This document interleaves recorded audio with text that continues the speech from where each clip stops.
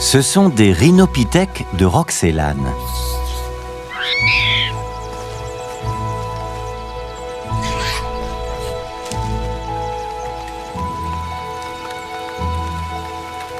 Ces singes font partie des rares primates capables de vivre à une altitude très élevée. Plus de 3000 mètres au-dessus du niveau de la mer.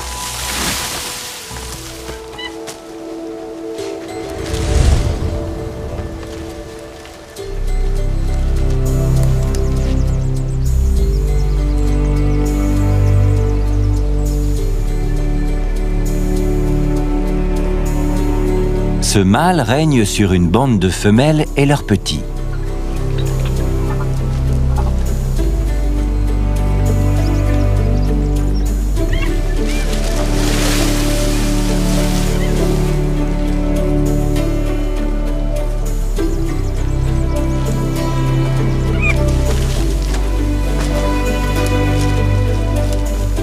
Ils survivent grâce à un régime alimentaire à base de lichen et d'écorce d'arbres.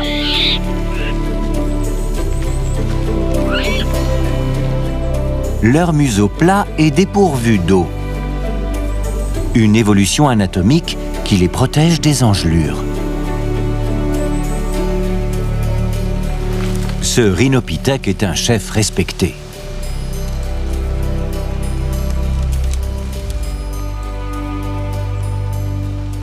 Mais son accès exclusif aux femelles est menacé.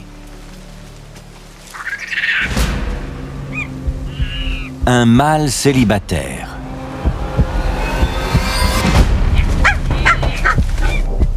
Il semble déterminé à renverser l'ordre établi.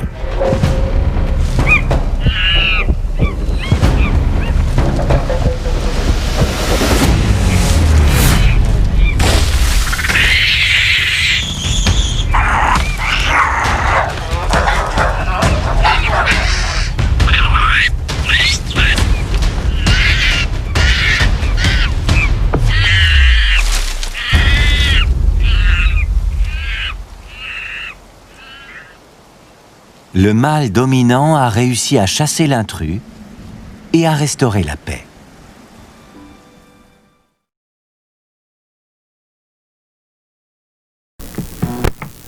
Les rhinopithèques est un genre de singe appartenant à la famille des Cercopithecidae.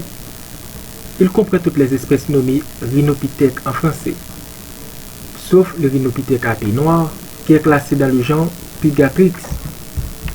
Ces singes, dont le nez semble avoir été amputé, vivent tous en Asie du Sud-Est. Grâce à sa fourrure, le rhinopithèque de Chine supporte des températures extrêmes. Dans les sociétés de rhinopithèques, les mères occupent un rang plus élevé que les femelles sans petits, et les mâles ayant plusieurs partenaires acquièrent un statut supérieur. La classification des rhinopithèques. Les rhinopithèques sont des singes exclusivement asiatiques, très proches d'un point de vue morphologique et taxonomique des doux. Les taxonomistes ne sont d'ailleurs pas d'accord pour en faire un genre à part entière et le faible niveau de connaissance. Tant des doux que des rhinopithèques ne permet pas de pencher plus en faveur de l'une de l'autre des argumentations. Le genre Rhinopithecus a été inclus dans Pygatrix par Grove en 1970, Slazai, Delson en 1979 et McKenna et Bell en 1997, mais Joblinski et Peng en 1993 et Grove en 2001 ont finalement réhabilité ce genre et l'ont à nouveau distingué comme genre à part. Maintenant, quelles sont les caractéristiques de ce genre, à savoir le rhinopithèque? De point de vue pratique, les 4 espèces de rhinopithèques sont faciles à distinguer de toutes les autres espèces de singes, par un trait anatomique unique, à savoir un appendice nasal réduit à sa plus simple expression, muni de 2 immenses narines fondues de haut en bas qui donnent l'impression que le nez a été amputé. Ces espèces sont souvent montagnardes, ce qui explique tant leur imposant pelage que leur suprême régime alimentaire reposant à un fort pourcentage sur des lichens, des feuilles et des arbres.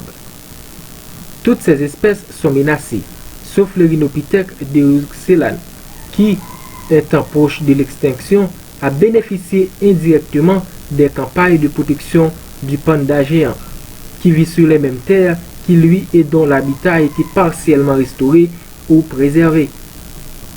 Leur longue queue leur sert à se stabiliser lors de les périlleuses acrobaties entre les arbres. Maintenant,